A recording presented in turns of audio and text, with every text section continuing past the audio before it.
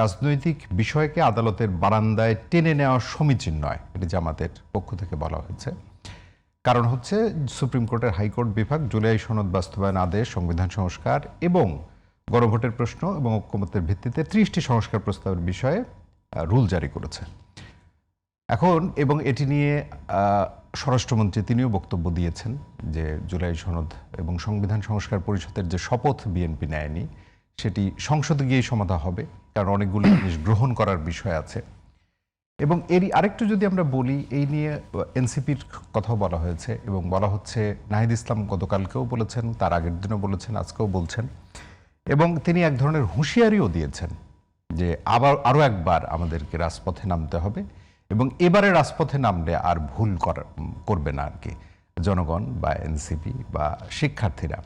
মানে কি কি ভুল আসলে এনসিপি করেছিল এবং কি কি ভুল করবে না, যে কারণে আবার এক ধরনের হুঁশিয়ারি। জয়নুল আবেদিন শিশির।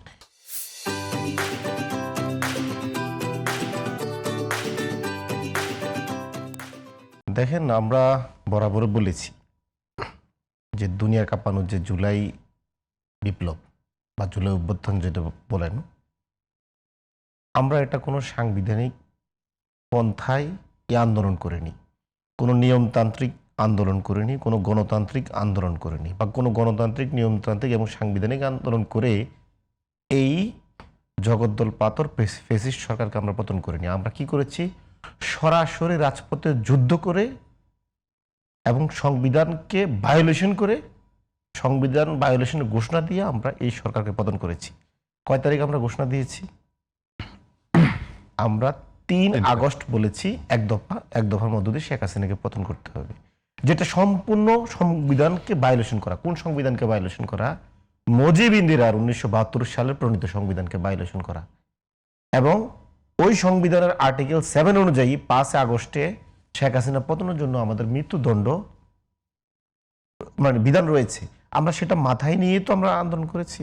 তো এখন যদি আমাদেরকে ধরেন মুজিব ইন্দিরার 72 সংবিধান দেখিয়ে যদি বলা হয় যে সংবিধানে আপনার গণভোট নাই, সংবিধান সংস্কার পরিষদ বিষয়টা নাই। মুজিব ইন্দিরার সংবিধানে এই বয়ানটা কি আপনার নাকি সামগ্রিক জনগণের? আমরা বলছি এটা, আরো রাজনৈতিক দল, কারণ আমরা তো বলছি যে এই সংবিধানের মধ্যে সমস্যা আছে। এই সংবিধান কাঠামোগতভাবে এই দেশের মানুষকে ফেসিস্ট তৈরি করছে। এই যে মানে আমরা কেন বললাম যে মুজিববাদী সংবিধান, মুজিব ইন্দিরার 72 সংবিধান, এই সংবিধান এই রাষ্ট্র ব্যবস্থাকে মানে আপনার দিন দিন খারাপ করে নিচ্ছে।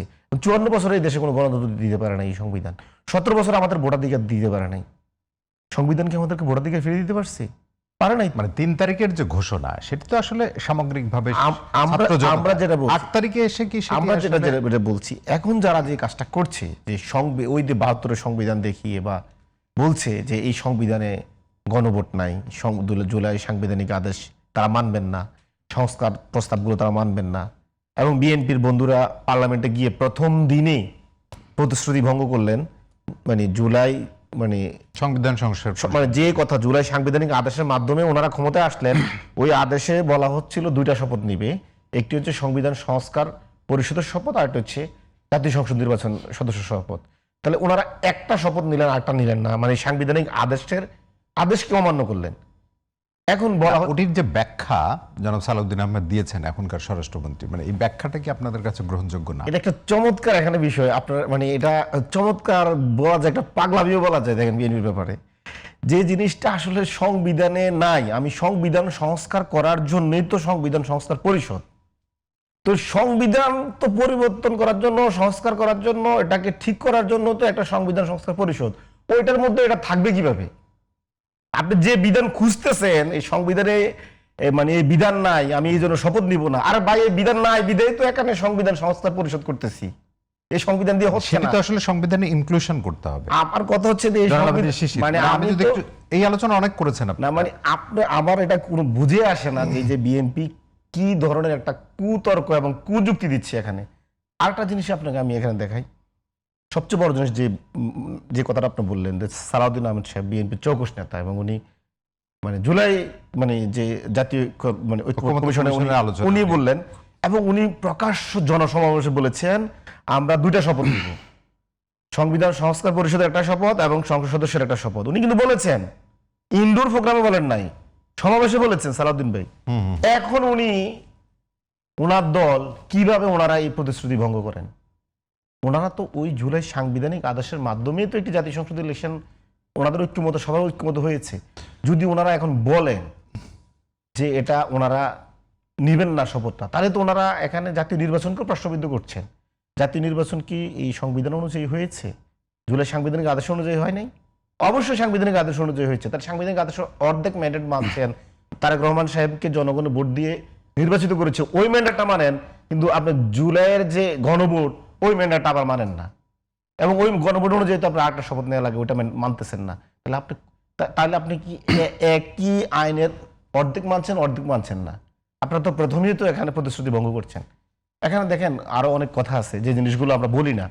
বিএনপি বরাবরই, বিএনপির বন্ধুরা, বিএনপির এই রাজনৈতিক দল মানে একটা স্যাটেল ইস্যুকে ওনারা মানে বিদ্রোহ সৃষ্টি করে। দেখেন 1991 সালে বিএনপি, জামাত এবং অন্যান্য পার্টিগুলো, ইভেন আওয়ামী লীগও ছিল, তত্ত্বাবধায়ক সরকারের জন্য আন্দোলন করলো, এরশাদ প্রদান করলো, তত্ত্বাবধায়ক সরকারের মাধ্যমে ক্ষমতায় আসলো। 96-তে তত্ত্বাবধায়ক একটা স্যাটেল ইস্যু ছিল, বিএনপি গায়ের জোরে মানে একটা 96-তে একটা ইলেকশন করে ফেললো। এখন জুলাই একটা স্যাটেল ইস্যু, নির্বাচন হওয়ার আগে আমরা সবাই মিলে বিএনপি সহ ঐক্যমত করলাম, এখন এসে তারা এখানে এই একটা স্যাটেল ইস্যুকে আবার সংবিধানের দোহাই দিচ্ছে, যেটা 1996 সালে বিএনপি বলেছে তত্ত্বাবধায়ক সংবিধানে নাই। আপনি জিনিসটা খেয়াল করতে পারছেন? রোগ কিন্তু আগেরটাই। এখন আমরা বলতেছি বিএনপি যদি এগুলো করতে থাকে তাহলে বিএনপির জন্য এটা খারাপ হবে। কেন খারাপ হবে? কারণ বিএনপি হচ্ছে এমন এক দল বাংলাদেশে যে সরকারি দল যখন ক্ষমতায় থাকে তখন সে মানে পারফর্ম এমনভাবে করে জনগণ সন্তুষ্ট হতে পারে না, তার ক্ষমতা অন্য কেউ নিয়ে যায়, সেনাবাহিনী নিয়ে যায়, তার কারণে 111 ঘটে যায়, তার কারণে মানে আপনি নির্বাচিত রাষ্ট্রপতি ৭ থেকে ক্ষমতা নিয়ে যায়, এর সাথে 9 বছর সেনা শাসন চাপাই দেয়, দেশে দুর্ভোগ তৈরি করে, নিষ্পেষণ করে। আবার যখন সে মানে আপনার তার মানে এমন অবস্থা হয় যে আপনি যদি দেখেন 111-এর পরে 17 বছর ধরে বিএনপি ক্ষমতায় আসতে পারে নাই, এবং আসতে তো পারে নাই এবং বিরোধী দলের ভূমিকাটা পালন করতে পারে নাই। তাহলে সে কি করছে? নিজে এত পরিমাণ নিপীড়নের শিকার হয়েছে, নিজে তো ডুবছে, জনগণকে ডুবাইছে। এখন যে বিএনপি জনগণকে উদ্ধার করবে এই নিপীড়ক শাসক থেকে, প্রেসিডেন্ট হাসিনা থেকে, ওই বিএনপিকে জনগণ আবার উদ্ধার করা লাগে, এবং আমরা তাই করছি। এবং সেই উদ্ধারের পথে আপনারা আবারও তাকে, এবং আমরা তো দেখি ঐতিহাসিকভাবে বিএনপির দেশের মানুষ উদ্ধার করে বারবার, এবং এটা বিএনপির জন্য একটা চাপ কভার বলতে পারে। জিয়া রহমান সাহেবের এরকম মানে সেনা জনতা ক্যান্টনমেন্ট থেকে উদ্ধার করে নিয়ে আসছে, এবং বেগম জিয়াকেও আমরা উদ্ধার করে নিয়ে আসছে, তারেক রহমানকেও আমরা সম্মানের সাথে বাংলাদেশে আনার ব্যবস্থা করে দিয়েছি। আমি এনসিপির কথা বলবো না, সকলের কথা বলতেছি, জনগণের কথা বলতেছি। এনসিপি এই দাবি আমি করি না কখনো। এই জন্য বলতেছি বিএনপি আবার কোনো বড় ধরনের কোনো ভুল করতে যাচ্ছে, এবং বিএনপি যদি এবার ভুল করে, এবার কি আসলে জনগণ বিএনপি উদ্ধার করতে পারবে কিনা আমার সন্দেহ। এই যে ধরেন নিরঙ্কুশ সংখ্যাগরিষ্ঠতা, সেটিও কি আপনাদের একটা অবদান, মানে উদ্ধার করে নিয়ে আসা? অবশ্যই। আমরা যদি আপনি কি মনে করেন এই যে এখন যে সংবিধান দেখাচ্ছে বিএনপির দলীয় 31 দফা দেখাচ্ছে, সংবিধান তো আমরা আমি আপনাকে দেখেন এই মানে দলীয় বিএনপির দলীয় 31 দফা সংবিধান, দলীয় মানে নির্বাচনী ইশতেহার, এগুলো কি আসলে জুলাইয়ে ছাত্র জনতার রক্ত থেকে বড় ম্যান্ডেট, বড় প্রতিশ্রুতি? এটা আপনি কিভাবে চিন্তা করেন? আপনি যতভাবে চিন্তা করেন, 2000 ছাত্র জনতা জীবন না দিলে 2026 সালে আমরা ইলেকশন পেতাম না, আমাদের ভোটাধিকার মানে আমরা ফিরে পেতাম না। এটা বিএনপি বললে হবে না এই সংবিধান। জনাব শেষে একটা প্রশ্ন আপনাকে করি। আপনি যেটি বলেছিলেন যে জুলাইয়ের যে আন্দোলন সেটি সাংবিধানিকভাবে হয়নি, নিয়মতান্ত্রিকভাবে হয়নি, ভয়াবহ একটা পরিস্থিতির মধ্যে দিয়ে হয়েছে, সবই মানলাম, কিন্তু সেটির মূল উদ্দেশ্য ছিল কি? একটা গণতান্ত্রিক দেশ পুনর্গঠন করা। সেটি তো মানে ওই ভয়াবহতা তো আর সবসময় চলবে না, আন্দোলন তো আর সবসময় চলবে না, একটা দেশকে আপনি সুশৃঙ্খল করবেন, সেটিও তো একটা চিন্তা ভাবনা, সেটি তো উদ্দেশ্য ছিল নাকি? এখন উদ্দেশ্য তো আমরা সবে বাস্তবে মানে উদ্দেশ্য সবার তো একই ছিল, এবং নির্বাচনের আগ পর্যন্ত বিএনপির প্রতিশ্রুতি তাই ছিল, আমাদের প্রতিশ্রুতিও তাই ছিল।